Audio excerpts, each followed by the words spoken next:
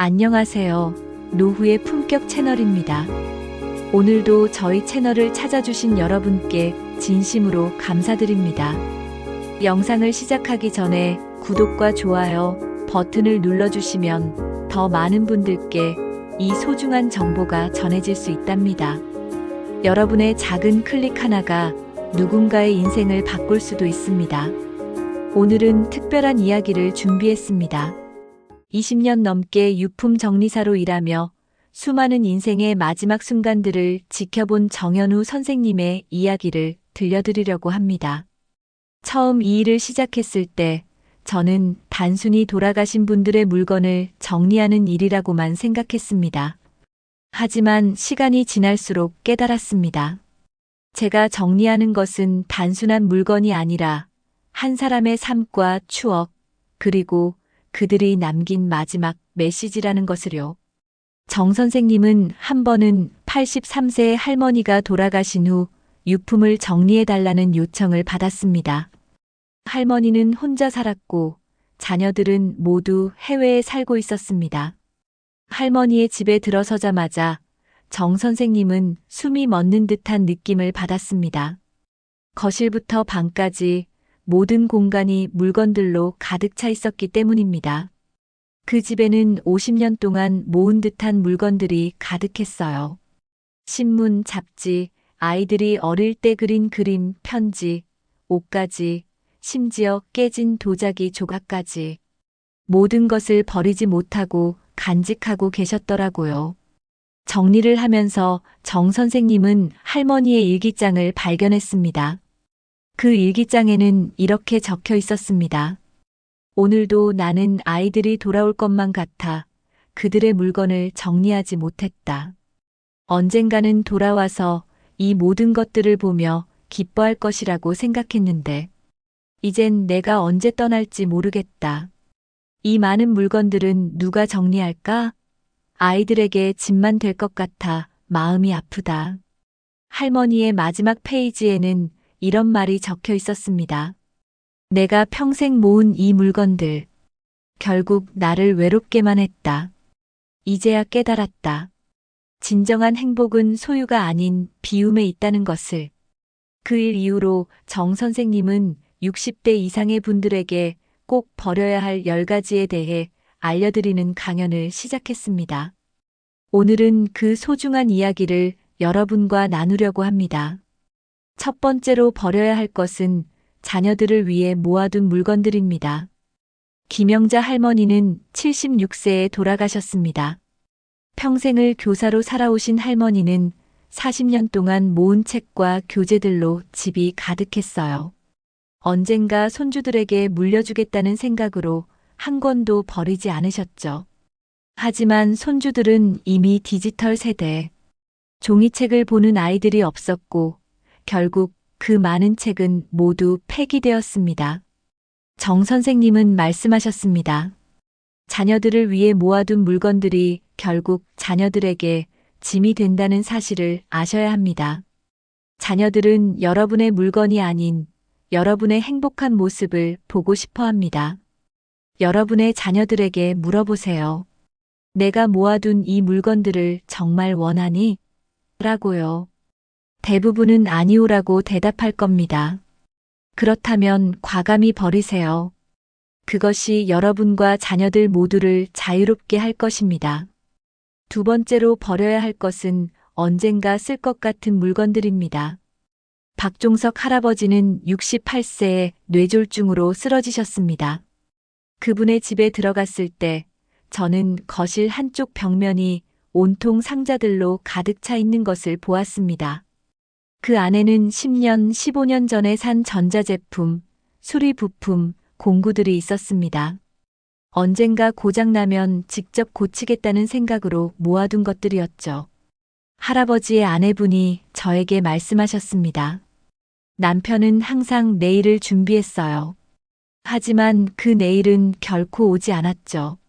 언젠가 쓸 거라며 모아둔 물건들 때문에 우리는 좁은 공간에서 불편하게 살았어요.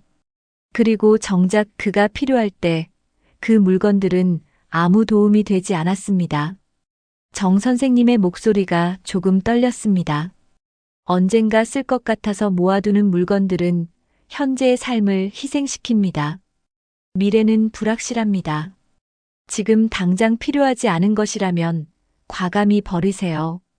필요할 때가 되면 그때 다시 구할 수 있습니다. 세 번째로 버려야 할 것은 지나간 시절의 추억입니다. 이미경 할머니는 80세에 요양원으로 이사하게 되었습니다. 그분의 집을 정리하면서 저는 수십 개의 앨범과 편지, 그리고 상자들을 발견했습니다.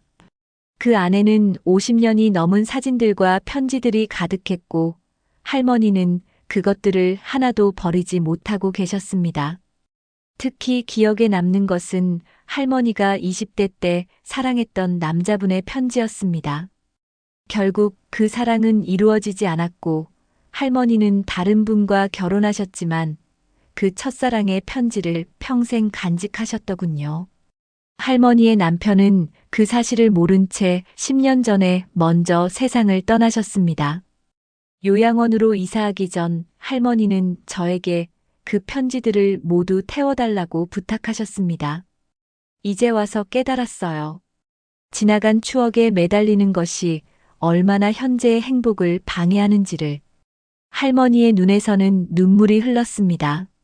정 선생님은 조용히 말씀하셨습니다. 지나간 시절의 추억은 소중합니다. 하지만 그것이 여러분의 현재와 미래를 짓누르게 해서는 안 됩니다.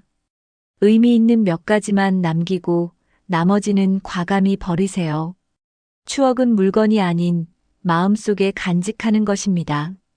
네 번째로 버려야 할 것은 평생 써보지 않은 고가의 물건들입니다. 최재석 할아버지는 72세에 폐암 진단을 받으셨습니다. 저는 그분이 병원에 입원하시기 전 집을 정리해달라는 요청을 받았어요. 할아버지의 집은 깨끗하고 정돈되어 있었지만 한쪽 방은 열쇠로 잠겨 있었습니다. 할아버지는 그 방의 열쇠를 주시며 말씀하셨습니다. 내가 평생 모은 보물들이에요. 아무도 손대지 못하게 했지요.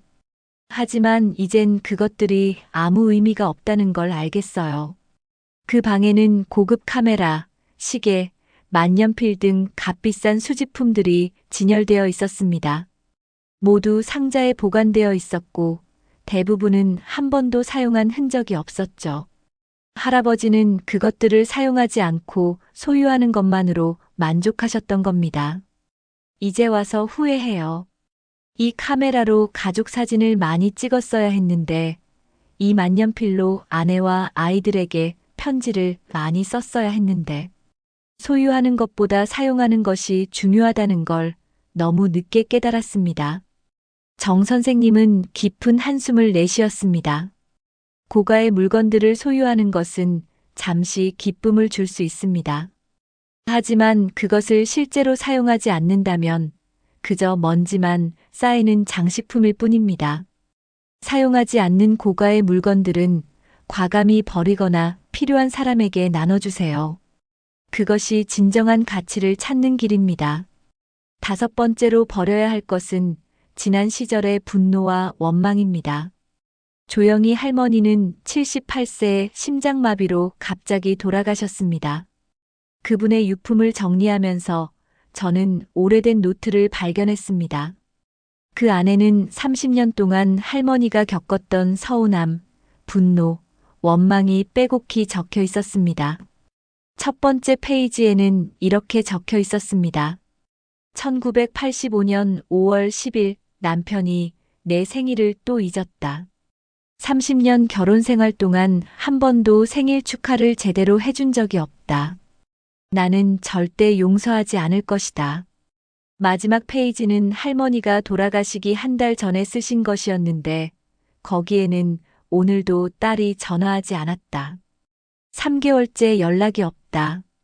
내가 무슨 잘못을 했길래 라고 적혀 있었습니다.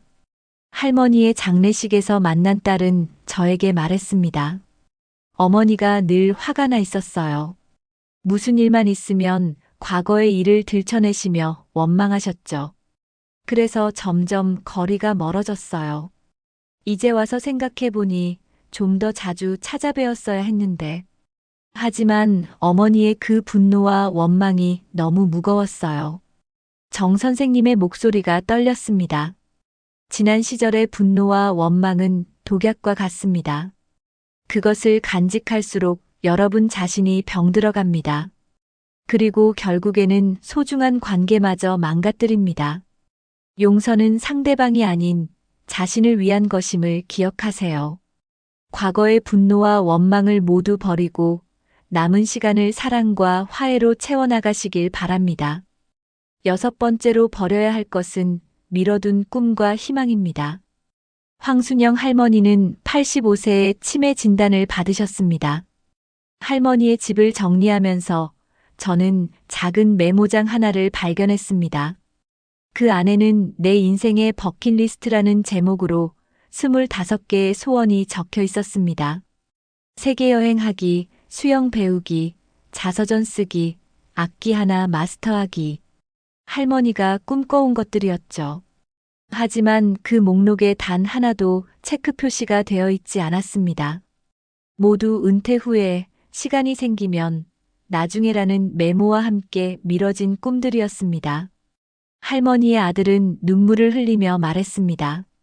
어머니는 항상 나중에 하겠다고 하셨어요. 아버지가 돌아가신 후에는 이제 나 혼자 어떻게 가겠니? 라고 하셨죠. 저희가 함께 가자고 해도 다음에라고만 하셨어요. 그리고 이제 어머니는 자신의 이름도 기억하지 못하세요. 정 선생님의 목소리가 떨렸습니다.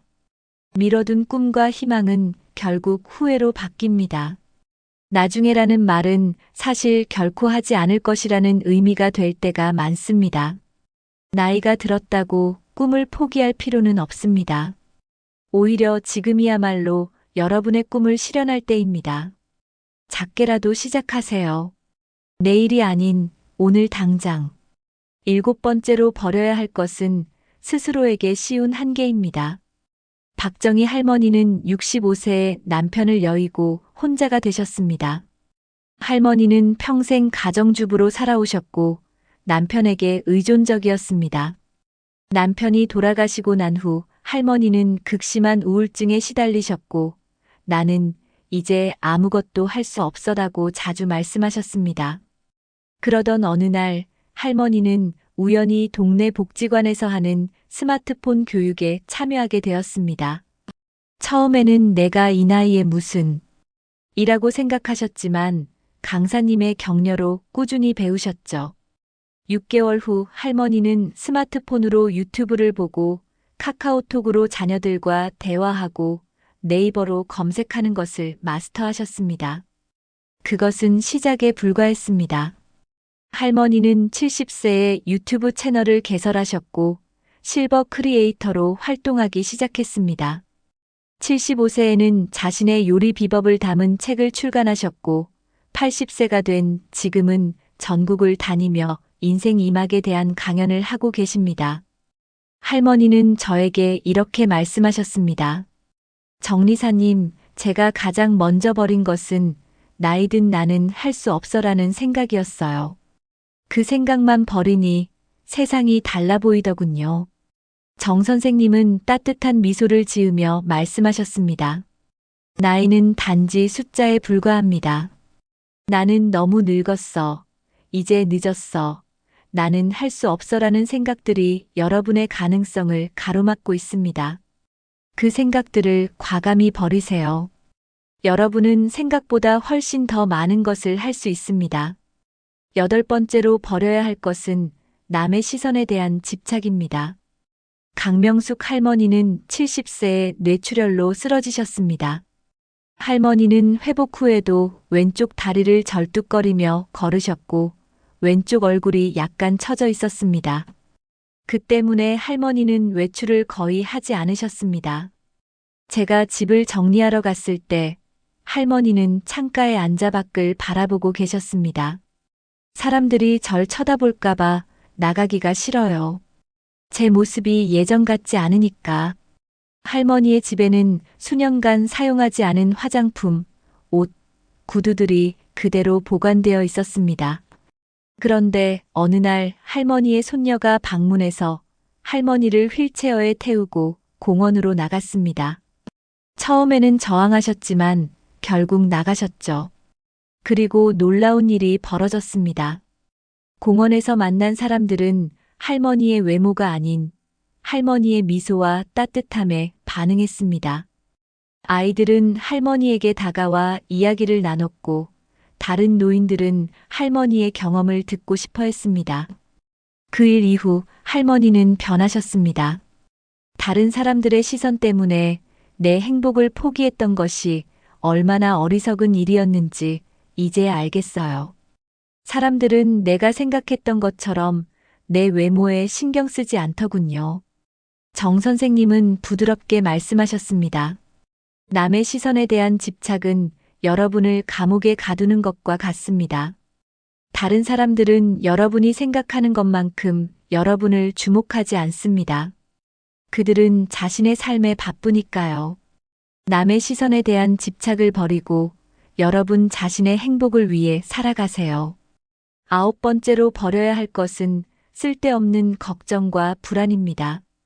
윤영수 할아버지는 75세에 전립선암 진단을 받으셨습니다. 할아버지는 평생 걱정이 많은 분이셨어요. 아직 일어나지도 않은 일들에 대해 밤새 잠을 못 이루실 정도로요. 진단을 받은 후 할아버지는 자신의 일기장을 저에게 보여주셨습니다. 그 일기장에는 지난 40년 동안의 걱정거리들이 적혀 있었습니다. 아들이 대학에 못 들어가면 어쩌지? 퇴직 후에 경제적으로 어려워지면 어쩌지? 큰 병에 걸리면 어쩌지? 할아버지는 그 옆에 또 다른 메모를 적어두셨더군요. 실제로 일어났는가? 예, 아니요. 놀랍게도 할아버지가 걱정했던 일들 중 90% 이상은 결코 일어나지 않았습니다. 그리고 실제로 일어난 일들은 할아버지가 상상했던 것만큼 끔찍하지 않았죠. 할아버지는 눈물을 흘리며 말씀하셨습니다. 내 인생의 대부분을 쓸데없는 걱정으로 낭비했구나. 지금 와서 생각해보니 그 시간 동안 얼마나 많은 기쁨과 평화를 놓쳤는지 모르겠어.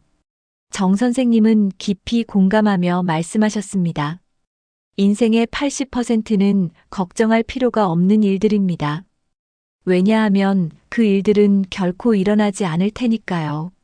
그리고 나머지 20%는 걱정한다고 해서 바뀌지 않습니다. 오히려 걱정은 현재의 평화를 빼앗아갈 뿐이죠. 쓸데없는 걱정과 불안을 버리고 지금 이 순간에 집중하세요. 그것이 진정한 행복의 비결입니다. 마지막으로 버려야 할 것은 행복을 미루는 습관입니다. 오영자 할머니는 68세에 갑작스러운 폐암 진단을 받으셨습니다. 의사는 할머니에게 3개월 시한부 선고를 내렸죠. 할머니는 평생 검소하게 살아오셨고 행복과 즐거움을 늘 미루셨습니다. 나중에 더 좋은 것을 위해, 저축을 위해, 더 안정된 미래를 위해라는 명목으로요. 할머니는 떨리는 목소리로 저에게 말씀하셨습니다. 난 항상 더 나은 내일을 위해 오늘의 행복을 포기했어. 더 좋은 집을 위해 여행을 미루고, 더 많은 저축을 위해 맛있는 음식을 포기하고, 더 안정된 노후를 위해 취미 생활을 미뤘지. 그런데 이제 내게 남은 것이 뭐지? 단 3개월. 평생 모은 돈은 있는데 그걸 쓸 시간이 없네. 그 후 할머니는 남은 시간 동안 평생 하고 싶었던 일들을 하기 시작했습니다. 가족들과 함께 제주도로 여행을 떠나고 좋아하는 음식을 마음껏 먹고 오랜 친구들을 만나고 손주들과 시간을 보내셨죠. 할머니의 얼굴에는 처음으로 진정한 행복이 보였습니다. 그런데 놀랍게도 할머니는 3개월이 지나도 돌아가시지 않으셨어요. 6개월이 지나고 1년이 지나도 할머니는 건강하게 살아계셨습니다. 의사들도 놀랐죠. 2년 후 할머니의 폐암은 신기하게도 완화되었고 지금은 78세의 나이에도 활기차게 살고 계십니다. 할머니는 종종 말씀하십니다. 행복이 내 병을 치료했어. 이제야 진짜로 살고 있다는 느낌이 들어. 정 선생님은 따뜻한 미소를 지으며 마무리하셨습니다. 행복은 미룰 수 있는 것이 아닙니다. 나중에 행복해질 거야 라는 생각은 가장 위험한 착각입니다. 행복은 바로 지금 이 순간에 있습니다. 오늘의 작은 기쁨을 놓치지 마세요. 그것이 모여 여러분의 인생이 되니까요. 여러분, 오늘 들으신 이야기들이 어떠셨나요? 저는 이 사연들을 준비하면서 많은 생각을 했습니다. 우리는 살면서 얼마나 많은 것들을 버리지 못하고 살아가고 있는지요. 그것이 물건이든 추억이든 감정이든 습관이든 말입니다. 유품 정리사 정현우 선생님의 말씀처럼 진정한 행복은 소유가 아닌 비움에 있습니다. 우리가 나이 들수록 더 많은 것을 갖기보다 더 많은 것을 비워야 합니다. 그래야 우리의 마음과 공간에 새로운 행복이 들어올 수 있으니까요. 오늘 이 이야기가 여러분의 마음에 작은 울림을 주었기를 바랍니다. 아마도 지금 이 순간에도 나는 무엇을 버려야 할까? 라고 생각하시는 분들이 계실 거예요. 그 용기 있는 첫걸음을 내디디시길 응원합니다. 다음 영상에서도 여러분의 행복한 노후를 위한 소중한 이야기로 찾아뵙겠습니다. 이 영상이 도움이 되셨다면 구독과 좋아요, 그리고 알림 설정 부탁드립니다. 여러분의 작은 응원이 저희에게는 큰 힘이 됩니다. 노후의 품격과 함께 더 행복하고 의미 있는 인생 2막을 맞이하시길 바랍니다. 감사합니다.